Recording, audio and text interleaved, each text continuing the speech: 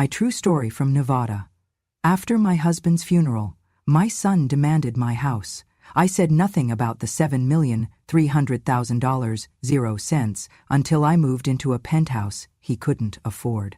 The house smelled of lilies and old wood. Outside, the funeral crowd began thinning, their footsteps crunching down the gravel path of the garden. I remained inside, in the room where we had celebrated birthdays, anniversaries, Christmases, and once, a small miracle, Travis's recovery from pneumonia when he was 7. Now, he stood in that same room, taller, broader, crueler. You drained his life, spent 40 years taking from him, Travis snarled, his voice sharp, not from grief but greed. Now you think you're entitled to the house? This house, the one Dad built? I said nothing. My fingers ran along the carved edge of the dining table. My husband made this table himself. I remembered the way he cursed the sander, the way he grinned when he got the varnish right. Travis never saw that version of him. He was too busy chasing jobs in other cities, coming home only when it was convenient. Kelly's heels clicked sharply on the hardwood as she moved closer. He's probably turning in his grave, she spat. Knowing you're still here, still clinging to this outdated shrine of a house, this place reeks of the past. My hand tightened on the back of the chair. The photo of my husband still sat on the mantel, untouched. He had chosen that frame himself, the silver one with the twisted edge. I would not let them touch it. I've signed the transfer forms already, Travis said with a mocking nod. The house, the car, the joint accounts, everything. You should probably look into assisted living. I hear there's a place with bingo nights down by the freeway, Kelly laughed. Or buy a cemetery plot, prepaid discount. It was not the words that hurt, it was the rehearsed coldness. They had planned this. My husband's body wasn't even cold in the ground. I turned to them and smiled gently, like I had done when they were children throwing tantrums over candy. That smile made Kelly's eye twitch. I said nothing, not because I was weak, but because there was nothing to say to people who had already closed their ears. I walked to the fireplace and picked up the photograph, slipping it into my handbag with care. His smile in that picture held stories only I remembered. I took one last look at the house and walked out the front door. Outside, the sun was too bright for a funeral day. The world moved on. So did I, but they had no idea what I carried with me. Not just the photo, but the envelope. The golden envelope, still in the inside pocket of my coat, sealed with wax, my name written in his trembling hand. 3 nights ago, while Travis snored upstairs and Kelly raided the wine cabinet, I had found it in the top drawer of his study, right where he told me to look. That drawer still smelled of cedar and ink and peppermint gum. He had left it there for me, not the lawyer, not the children, not even Mia, our youngest, who had been gone for years. Inside that envelope was more than just money. There was a key, silver, engraved, slightly worn. There was a trust document dated 2004. $7.3 million in a separate fund under my maiden name. Another document, ownership of a penthouse in Nevada, in my name. No contest, no loopholes. And there was the letter. My fingers shook when I opened it. Eleanor, if they come for you, let them. Let them believe they've won. Let them strip the walls bare and boast of their conquest. Then go. Use what I've left you, not because you need revenge, but because you deserve peace. You stood beside me when I was nothing. You held me up when the world broke me down. You never asked for more than my hand to hold. Now, I give you a life that is yours alone. They will not understand. That is not your burden. With all I have left, see. That night, I did not sleep. I lay in our bed alone, hearing every creak in the hallway, every whisper of wind against the window pane. My husband's presence felt closer than ever. Travis and Kelly slept like they had already buried me. In the morning, I cooked breakfast. I scrambled eggs, poured orange juice, set the table. I even smiled when Kelly stumbled in, hung over, and barked at me for not making coffee strong enough. I watched her eat from the china set I had bought with grocery savings in 1976. She called them ugly old plates just last week. I washed the dishes, I folded laundry, I wiped the counters clean of their fingerprints. Then I went upstairs and packed. 3 dresses, 1 coat, a pair of shoes, my photo, the envelope, and the letter. I waited until they left for another estate meeting, rushing to see which parts of my life they could carve and label theirs. Then I made the call. "Is the car still available?" I asked. The man on the other end answered simply, "It has been waiting for you, Mrs. Caldwell." At exactly 3:00 p.m., a black limousine pulled into the driveway. The driver opened the door with quiet respect, his hat pressed to his chest. I stepped inside. The door closed behind me, and for the first time in days, I exhaled. As we pulled away, I looked back at the house, not to mourn it, but to mark the end. The porch light still flickered, like it always had. Travis had never fixed it. He never fixed anything. That house didn't belong to me anymore, not legally, not emotionally. But it didn't belong to him either, not really. They thought they had won, but grief, like wealth, hides in quiet places. And what they never learned, what my husband always knew, is that the quiet woman in the room sees everything, waits, remembers, and eventually moves. Without a word, without a fight, but with everything that matters. The night after the funeral, I did not sleep. I sat alone in the guest bedroom they gave me, bare walls, a twin bed that creaked under my weight, and a small lamp that flickered with every gust of wind. The air was thick with the scent of dust and disinfectant. They had not even bothered to clean it before placing me there. I waited until the house fell silent, until Travis's heavy footsteps faded upstairs, until Kelly's television buzz lulled her into oblivion. Then I reached for my coat. The envelope was still there, golden, untouched, a private world sealed in wax. I opened it with a letter opener shaped like a dove, something my husband had once bought me on a trip to San Diego. The wax cracked like brittle bone. Inside, the trust documents, a deed, a letter. I spread them across the bed, smoothing each page with trembling fingers. The trust. $7,300,000, 0 cents. Dated back to 2004, created after Travis's second DUI, when my husband had finally accepted what I already knew: our son would never be ready for real responsibility. The penthouse, fully paid, purchased under my maiden name with a Nevada address, a high-rise, downtown Las Vegas. Maintenance fees prepaid until 2030, fully furnished. And the letter. "If our son turns away from you, as I fear he might, I want you to know I planned for this. I could not stop the rot in his heart, but I could protect you from it. You were always more than the silence they mistook for surrender. You were the backbone, the breath, the reason. Go, choose the life that sees you, not one that erases you. And Eleanor, do not wait for their apology. Walk away, see." I sat there in that cold room, holding a letter soaked in love and regret, and something shifted inside me, not anger, not even revenge. Clarity. At 3:17 IAWAM, I picked up the phone. "Is this Mr. Santos?" I asked. The voice on the other end was calm, precise. "Yes, ma'am. Your husband said you might call. I need the car today." He did not ask questions. "It will be outside by 9 a.m. I did not sleep after that. I folded my clothes with care. I packed exactly what I needed: 2 dresses, a coat, a pair of gloves, the letter, and the photo of my husband. I tucked the trust and deed into the lining of my handbag.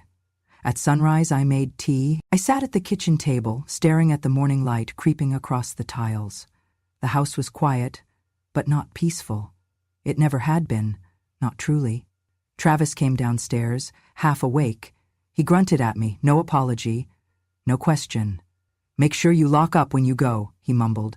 "We're meeting the realtor this afternoon." Kelly followed him, curling her lip as she passed. "You're still here?" I smiled gently, not for long.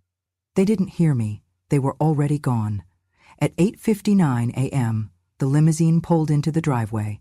It was sleek, black, and understated, exactly how my husband would have arranged it. The driver stepped out, dressed in gray, his movements practiced but respectful. "Miss Caldwell," he said, opening the door. I didn't look back as I stepped outside. The wind was crisp. The garden my husband planted, his roses, his hydrangeas, still bloomed beneath the morning frost. I paused only once, beneath the arch he built for our 40th anniversary. My fingers touched the metal, cold, unyielding. Then I walked down the path, suitcase in hand. The door of the limousine closed behind me with a quiet finality. As we pulled away, I saw Travis in the upstairs window, jaw slack, Kelly behind him in her robe, mouth moving in protest. They had heard the engine. Too late. Too slow. The house grew smaller in the rearview mirror, and I felt no sadness, only relief, like I had been holding my breath for 40 years and could finally exhale. The driver glanced at me in the mirror. "May I take you straight to the property, or would you prefer to stop for coffee?" "Straight there," I said, "but drive slowly." He nodded. Las Vegas came into view around midday. The desert shimmered on either side of the road, the city rising like a mirage that refused to disappear. Neon and stone. Memory and reinvention. The penthouse was on the 33rd floor. When the elevator doors opened, I stepped into a world that had waited quietly for me. Marble floors, tall windows, a view that stretched to the mountains. The furniture was soft, modern, untouched. The kitchen gleamed. The air smelled like possibility. On the glass dining table was a bouquet of dried lavender, my favorite. A note sat beside it. For the woman who remembered everything, even when no one else did. I pressed a hand to my chest. For the first time in days, I let myself cry. Not for what I had lost, but for what I had kept. That afternoon, I walked barefoot across the balcony, my hair catching in the wind. Below, Las Vegas pulsed with life. Casinos, chapels, secrets and second chances. Inside, I called the bank, I called the lawyer, I called Mia, my youngest. She didn't answer, but I left a message. "Honey," I said, my voice steady, "I'm somewhere new, somewhere right. I hope you'll visit. I'd like to see your face again." Then I sat down at the piano my husband had installed just for me, though I hadn't touched keys in years. I played one note, then another. The music came back slowly, like memory, like forgiveness. By sunset, I was no longer the woman they tried to bury beside my husband. I was someone else, someone he believed in, someone who had finally remembered herself. The next morning, while the coffee still steamed in their mugs and the hangover from their own arrogance lingered, Travis and Kelly sat lazily in their kitchen, flipping through television channels. The house was quieter without me. They had already begun moving furniture, opening drawers that had been mine, boxing books they never read and heirlooms they never understood. Kelly was chewing toast when the news anchor's voice caught her attention. Breaking local development news. Nevada's most luxurious residential penthouse has just changed hands. The 33rd floor of the prestigious Asterion Tower, previously unclaimed in public records, now belongs to a surprising figure. Travis glanced up. The screen cut to footage of the building, sleek, shining, rising like a crown above the Las Vegas skyline. The anchor continued. "Our sources confirm the new owner is Eleanor Caldwell, widow of the late Charles Caldwell, founder of Caldwell Electrical Solutions." The trust fund behind the purchase, we're told, was active for nearly 2 decades, quietly growing under her name. The camera panned to a shot of me standing in the penthouse window, silhouetted by the desert sun. My hair was pinned back. I wore a navy silk blouse and a pearl necklace my husband gave me when Mia was born. I wasn't smiling. I was just present, fully present, not a shadow, not a burden, but a woman standing in her own space. Kelly choked on her toast. "That can't be real." Travis dropped the remote, the batteries spilling across the floor like marbles. "No," he stammered. "That's some mistake, that's photoshopped or something." But it wasn't. I was there, and I had never looked more like myself. They rewound the segment, watched it again, then again. The news anchor's voice now cut like salt. From a house quietly taken from her, to a view no one saw coming. Eleanor Caldwell's story is a reminder. Sometimes the softest voices hold the sharpest turns. Travis slammed his palm against the counter. "She made us look like thieves on national TV." Kelly's face darkened. "She made herself look like royalty." They wasted no time. Travis changed clothes like a man dressing for war. Kelly curled her hair. They drove in silence, their fury heavy enough to fog the windows. When they arrived at the Asterion Tower, the valet didn't acknowledge them. The concierge barely looked up. They stormed toward the private elevator, but 2 uniformed security guards stepped forward. "Sorry," one said, firm and polite. "This floor requires verified clearance." "I'm her son," Travis shouted. "I have every right to go up there." The guard didn't blink. Your name is not on the residence access list. Kelly's tone turned syrupy. Can you just tell her that her children are here? She'll want to see us. The guard glanced at his tablet, then looked back up. No, ma'am. She specifically noted that visits from immediate relatives without invitation are to be declined. Travis lunged forward. This is insane. That's our mother. That's my mother. You think some contract can stand between a son and his own damn mother? He pointed at my mother. You think some contract can stand between a son and his own damn mother? At that moment, the elevator behind the guards opened. I stood inside. I wore black trousers, a lavender scarf, and a look they had never seen before. Calm, cold, not cruel, but unmistakably clear. Kelly gasped. Travis froze. I didn't step forward. I didn't invite them in. I simply met their eyes through the glass. Travis's voice cracked. You really doing this? Kelly hissed. You embarrassed us. You lied to us. I tilted my head slightly. I didn't lie. You didn't ask. Travis took a step forward. We're family. I smiled, but it wasn't warm.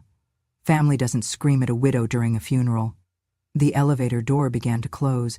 I watched their faces harden, then fracture, like porcelain left too long in the cold. Just before the doors shut completely, I spoke, softly. You say I've been silent all these years, but silence isn't absence. It's the space where truth grows. And then they were gone. Back in the penthouse, I sat down by the window. The city glimmered beneath me. A security notification blinked on the tablet by my chair. Attempted unauthorized access denied. I pressed acknowledge. There was no satisfaction in hurting them, but there was peace in finally being untouchable. The next morning the doorbell rang. Not the main lobby, this one was private, on the 33rd floor, a direct ring to the penthouse entrance. Few people knew it existed. Fewer had the access code. I checked the screen. Travis. Alone. Drenched in sun and shame, he was kneeling. His suit was wrinkled, his eyes red. For the first time since my husband's death, his voice wasn't sharp. It was shattered. Mama, he said through the intercom. Please. He hadn't called me that in years. Please, let me make things right. I didn't know he left that for you. I thought... He broke off, wiping his face with the sleeve of his blazer. I didn't open the door, not out of cruelty, but because forgiveness isn't a door you open on command. He stayed there for an hour, then 2. Eventually he rose to his feet, defeated, and walked away without a word. I thought maybe that would be the end, but it wasn't. The next day, Kelly showed up, not with sorrow, not with apologies, with steel in her heels and poison in her smile. She didn't bother with the doorbell. She called my cell directly. How she got the number, I didn't know. You think you've won, don't you? She said, her voice flat and cold. Do you think you can embarrass us on national television and sit up there in your little glass castle like some queen? I didn't respond. She continued. I don't care what he left you. I don't care what papers you have. People like you don't get to enjoy things like this for long. Then she hung up. A warning. Or a promise. That night I found an envelope slipped under my door, unmarked, no return address. Inside was a printed contract, 1 page, short, direct. It stated, in legal but unmistakably menacing terms, that I was to forfeit public mention of any financial details connected to the Caldwell estate. I was to make no media appearances, no interviews, no future claims. In exchange, a payment would be made, small enough to insult, large enough to suggest power. And at the bottom a line, signed in good faith by Mike Garcia. I stared at the name. It meant nothing to me. Yet. The next morning the doorman called me. There's a man in the lobby, he said. Refuses to give a last name. Says he has an appointment. Describe him. Mid-40, leather jacket, scar under one eye. I told them not to let him up. He came anyway. 3 hours later, my security system glitched for the first time since I moved in. Not a full breach, just a pulse, a test. I knew what it was. He was inside the building. I locked every door, closed the blinds, called the lawyer, then the police. By the time they arrived, he was gone, but he left something behind. A lighter, silver, scratched with the initials MM, placed carefully on the grand piano beside my husband's photo. That night, I didn't sleep. Not from fear, from fury. They were no longer trying to take what was mine, they were trying to silence what I remembered. At 4 a.m., I wrote a letter, addressed to my husband. I placed it beside his photo. They begged, then they threatened, but I won't flinch. I didn't survive widowhood, childbearing, betrayal, and burying every friend I ever loved, just to be bullied into silence by a woman with manicured malice and a man with a scar he earned hurting others. I will not leave this place. I will not vanish. And when they come again, I'll be ready. I folded the letter. I took the lighter, and I waited. The break-in was silent. No shattered glass, no blaring alarms, just the hum of systems temporarily paused, the soft click of a lock overridden, and the shadow moving through my home. He moved like a man who had done this before, quick, deliberate, confident. He passed the kitchen without a glance, in the hallway without a sound. His boots made no noise on the marble floor. He reached the piano room. That was where I waited. I sat in the corner, in the armchair by the fireplace. The lights were off. Only the moonlight filtered in through the tall windows.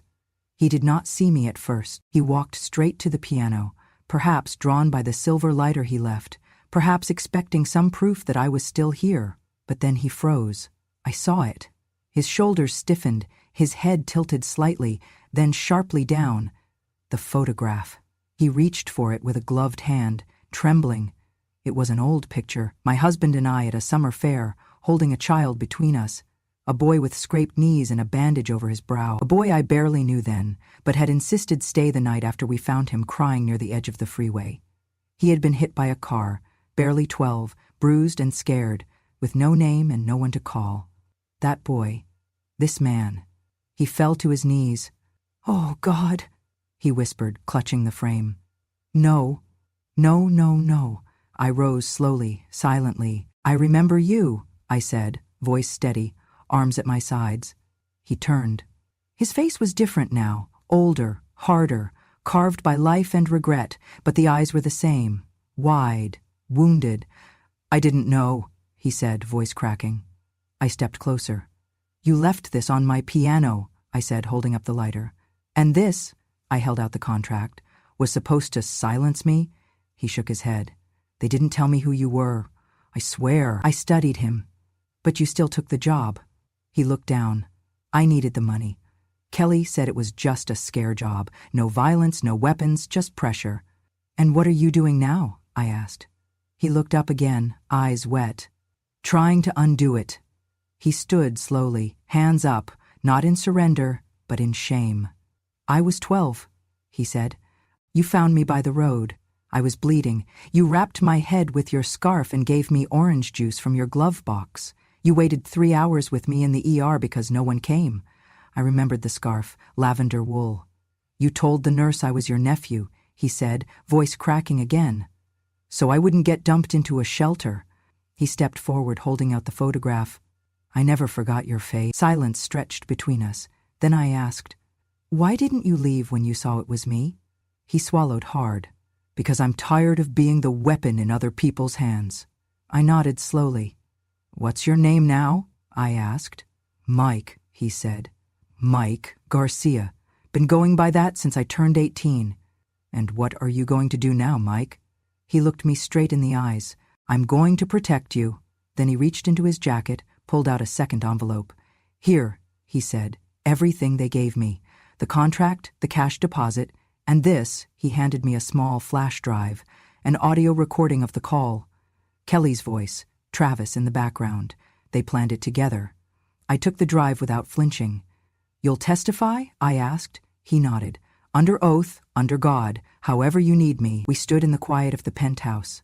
Two people the world thought had nothing in common. But both of us had been used, both of us had been forgotten, and both of us had survived. That night, I wrote a new letter to my husband. "She sent a man to silence me, but he was not a weapon. He was a boy we once saved, and now he has returned, not as a threat, but as a shield. Your faith in me was never misplaced, and neither was mine in the world." Sometimes the lost return not to haunt, but to protect. I folded the letter. Mike stayed the night in the guest room. He didn't sleep, but he stood watch. And for the first time since you died, Charles, I slept without fear. I met with the lawyer on a Tuesday morning. Her name was Diane Patel. Sharp mind, steady eyes, and a voice that never needed to rise above a whisper. She read every page of the contract Mike handed over, scrolled through the audio files twice, then sat back in her chair and folded her hands. "We have them," she said simply. "I didn't ask for revenge. I asked for protection, for clarity, for the line between injustice and consequence to be drawn boldly and publicly." Diane filed the lawsuit within 48 hours. The charges were serious: conspiracy to intimidate an elderly individual, coercion, attempted fraud via falsified estate documents, and collusion to suppress lawful inheritance. There was a separate injunction to freeze all Caldwell asset transfers Travis had tried to claim. Mike signed his affidavit under oath. In his statement, he laid out the timeline: how Kelly had approached him through an intermediary, how the payment was made, how the contract was crafted in vague but damning language. He submitted the voice recording where Kelly said, "She won't talk if she knows someone's watching," and where Travis added, "Make it look like she's losing her mind." The moment that audio went public, everything changed. The media caught wind within hours. The first headline came from a small legal blog: "Nevada widow fights back against threats from her own family." Then a regional news site picked it up, then national outlets. By the end of the week, my name was on every newsstand from New York to San Diego. The New York Times ran a feature, "Inheritance and Intimidation: The Eleanor Caldwell Story." The Las Vegas Sun had a more blunt headline: "They took her house, she took back her life." But the one that stayed with me came from a social media post shared over 2 million times. This is not just a story about money. This is about the quiet power of a woman who refused to be erased. This is about a mother, not a wallet, not a doormat, not a relic, a mother. The comment sections were filled with outrage. "He should be disowned," one woman wrote. "I'd rather die alone than be treated like that by my own son. My grandma raised me," another wrote. Reading this made me cry in the middle of my shift. We have to do better. One post, from a trauma therapist in Minnesota, went viral. "Elder abuse is real, financial manipulation is real, but so is justice. This woman is proof." In the middle of this storm, Travis and Kelly vanished from the press. No statements, no apologies. Their lawyer issued a half-hearted denial, calling the situation a family misunderstanding exaggerated by the media. Diane responded with 3 words at the press conference: "We have evidence." The courthouse scheduled a preliminary hearing within 10 days. Mike flew in early, suited in black, hands steady. When asked why he came forward, he simply said, "Because she saved me when no one else did, and I'm not letting anyone hurt her again." I sat beside Diane at the front of the courtroom. Behind us were reporters, advocates for elder rights, college students, and strangers who had driven from other states just to witness it. Some held signs. One said, "My mom matters." Another, "Silence is not consent." The judge called the room to order. I kept my hands folded in my lap. I did not cry. I did not smile. I was not there to gloat. I was there to remind them of who I was, of what I had endured, of what silence could build if given time and truth. The courtroom was packed before sunrise. Outside, reporters lined the courthouse steps. Cameramen jockeyed for position. Microphones clutched like weapons of truth. Some whispered that the Eleanor Caldwell case would redefine elder protection law. Others just wanted to see the woman who had risen from ashes and silence to shake a nation's conscience. I walked through the main doors, flanked by Diane on one side and Mike on the other. He wore a navy suit, clean-shaven, hands trembling just slightly. Inside, the gallery buzzed. Journalists, advocates, law students with notebooks, even 2 elderly women from Arizona who'd driven 8 hours just to be in the room when justice remembered what a mother looks like. Travis and Kelly sat across the aisle, rigid, pale, surrounded by a team of expensive-looking lawyers who couldn't quite meet my eyes. The judge, a sharp woman in her 50s, entered swiftly and wasted no time. "Let's begin." The state laid out the facts first. The trust, the forged paperwork, the intimidation contract, the audio recording. Then Diane called me to the stand. I walked up slowly. No cane, no hesitation. I looked out at the crowd, then at Travis. He did not look back. I took a breath and spoke. They say I relied on them, that I was weak, that I was old and in the way. But I built the life they tried to steal. I held my husband's hand when we had nothing but dreams and bills. I cleaned houses, cooked meals, saved pennies in coffee cans, and when we finally had something, I gave it all to them. My voice didn't waver. But when he died, they saw me as leftover, like my love had expired with his breath. I turned slightly, meeting the judge's gaze. I didn't come here to punish my son. I came here because silence isn't always survival. Sometimes silence lets rot grow unchecked. This isn't about money. This is about dignity, about not letting the people you raise become the people who bury you before your time. I stepped down. The room was silent. Then Diane called Mike. He stood slowly, adjusting his tie. "State your name," the clerk said. "Michael Garcia." He hesitated. "Former collector, now private security, and your relationship to the plaintiff." His voice cracked. "She saved my life. 24 years ago, I was 12, bleeding on the side of the road. She gave me orange juice and her scarf, pretended I was family so I wouldn't end up in a shelter." He pulled a folded photo from his pocket, held it up. "That's me. That's her. That's the man who married her and raised me better in one day than my father did in a lifetime." Then he placed the photo down and took a breath. "I was hired by Kelly Caldwell, paid cash to deliver a contract to intimidate her. I didn't know who the target was until I got inside." His hands shook slightly now. "When I saw the photo on her piano, I couldn't do it. I couldn't be the weapon they paid for." He handed over the flash drive. "On here is the recording.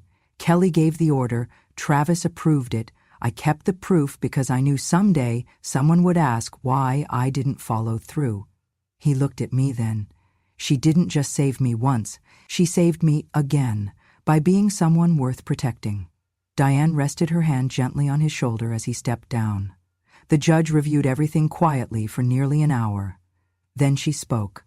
"Eleanor Caldwell, the court recognizes the emotional, legal, and financial injustice committed against you. Your testimony was not only credible, it was courageous." She turned to Travis and Kelly.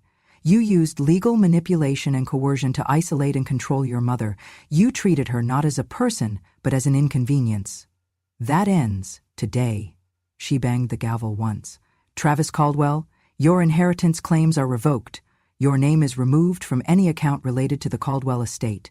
Kelly Caldwell, you are hereby issued a restraining order. You are not to contact Eleanor Caldwell in any form." Then the final blow. "You are both ordered to pay damages totaling $2,500,000, 0 cents, to the Legacy and Justice Foundation established by the plaintiff. And this court strongly recommends psychological evaluation before any further estate appeals are entertained." The courtroom erupted. Some gasped, some applauded.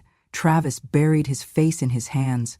Kelly stood frozen, as if her bones had turned to glass. I sat still, not triumphant, just free. Outside, the reporters swarmed, but I said only this: I didn't win today. I remembered who I was, and the law finally did too.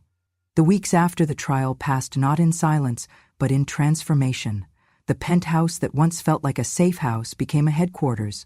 My living room filled with blueprints, laptops, legal pads, and stories, hundreds of them. Stories mailed, emailed, whispered through tears, from women, from men, from the elderly across the country who saw my face on television and recognized a version of their own. "You made us visible," one letter read. "They thought we were furniture, but you stood up." That was when I knew it was time. Legacy and Justice was born.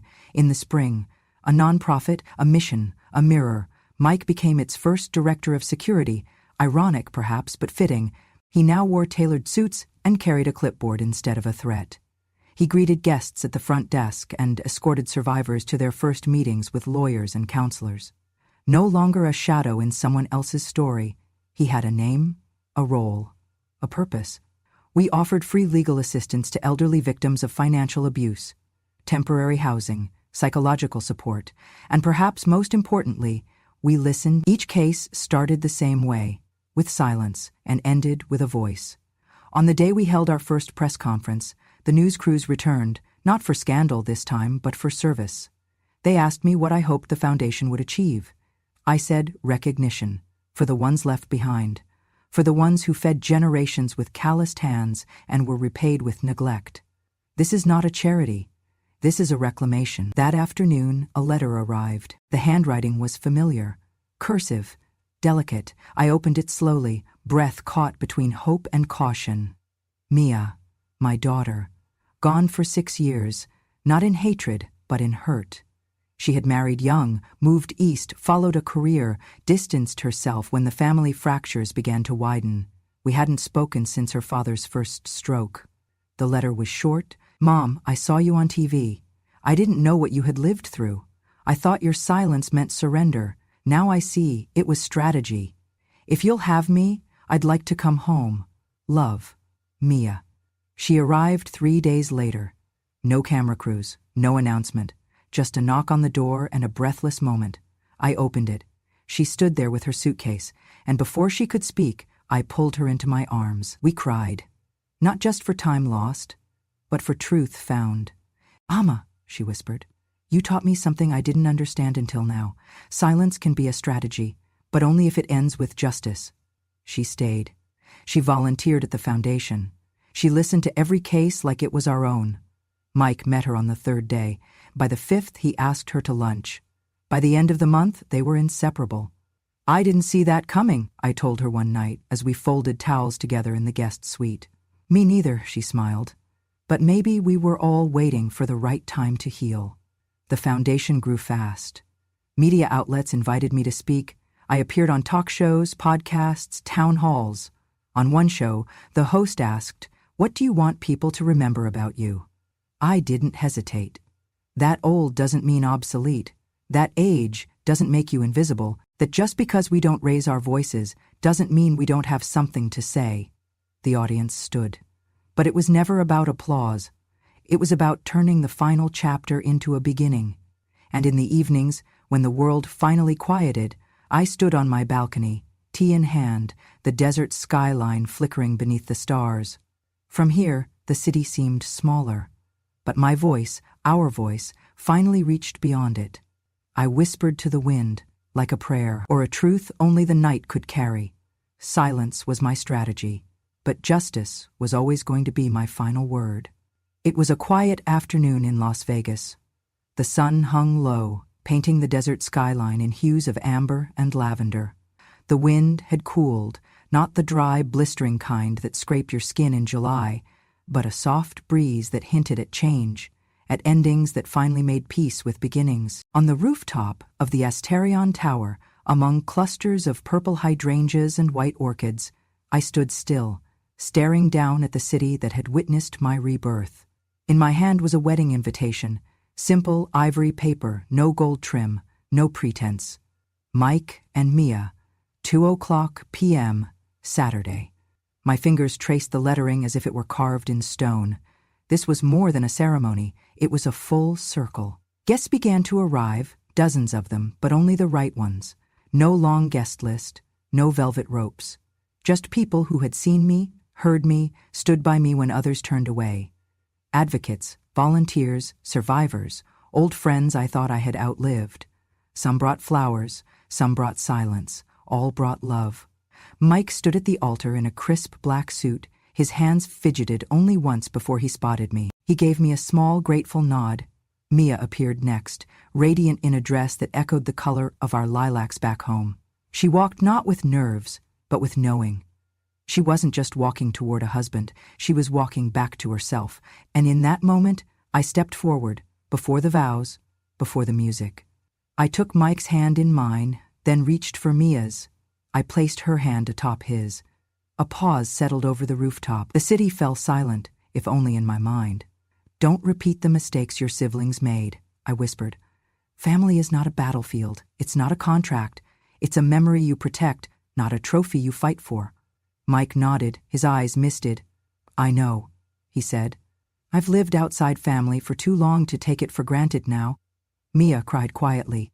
"Thank you, Mama," she whispered. "But bring more." They turned to the officiant, hand in hand. The ceremony was short, simple, sacred, but behind every vow was a deeper current, A man who had been lost, now found. A daughter who had misunderstood, now returned. And a mother once discarded, now honored. The reception followed in the penthouse. No fireworks, no extravagance, just music, laughter, and the warmth of people who knew what second chances looked like. During the toast, Mike stood and raised his glass. "When I was 12, he began, voice shaking. I bled on the side of the road. No name, no family, no future. She found me. She gave me orange juice and her scarf. She told the ER nurse I was hers. Today, I get to say it out loud. I am." He looked at Mia. "And today, I marry the daughter of the woman who saved me, not because fate demanded it, but because grace made space for it." Tears flowed freely, and not just mine. Later that night, I stepped away from the music, away from the guests, and returned to my balcony. Below, Las Vegas pulsed with neon and noise, but up here it was still, sacred. Mia joined me quietly, wrapping her arms around me from behind. "If Dad could see this," she whispered, "he'd be so proud." I smiled through tears that did not come from sorrow. I didn't live for recognition. I said softly, "I lived so no one else would ever feel abandoned the way I once did." She nodded. "And you've done that, Mama. More than you know." A week later, we launched something new. The Second Chances Foundation, not just for headlines, not just for healing, but for people like Mike, for women like me, for men who had fallen through the cracks and needed not a savior, but a door. We provided housing for elderly parents abandoned by their children. We partnered with halfway homes to give reformed ex-cons a real chance. We paid for therapy, legal aid, and dignity. Mike and Mia took on executive roles. I remained on the board. My job wasn't to lead anymore. It was to ensure the work outlived me. We held our first open house on the anniversary of my husband's death. I wore his favorite scarf, lavender wool, and I read aloud from a note he once wrote. "If they turn on you, walk forward, not in rage, but in resolve, and build something they could never burn." That night, standing once again on the balcony, I raised my cup of chamomile tea to the stars. The city sparkled, the wind stirred the curtains, and I whispered to the dark, not in bitterness, not even in triumph, but in clarity. Silence can be misunderstood, but justice never needs to shout, it only needs time. Then I closed my eyes and breathed. Free. If you've made it this far, thank you for listening to a voice that was once silent. This wasn't just a story about revenge, it was a story about dignity, about what happens when the quiet woman in the room remembers who she is and decides that silence is no longer survival, but strategy. Maybe you saw a part of yourself in Eleanor.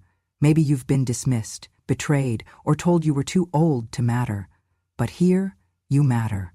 At Grama True Stories, we tell the stories others forget, of women who loved deeply, endured quietly, and finally stood up not to scream, but to be heard. Because revenge has no expiration date, and wisdom doesn't shout, it remembers. If this story moved you, if it made you feel seen, please subscribe to Grandma True Stories. Hit the bell so you never miss a story where silence becomes strength and the forgotten finally speak. And if you have your own story or your grandmother's story, we're listening, always. Until next time, remember, some women are not meant to disappear. They're meant to be remembered forever.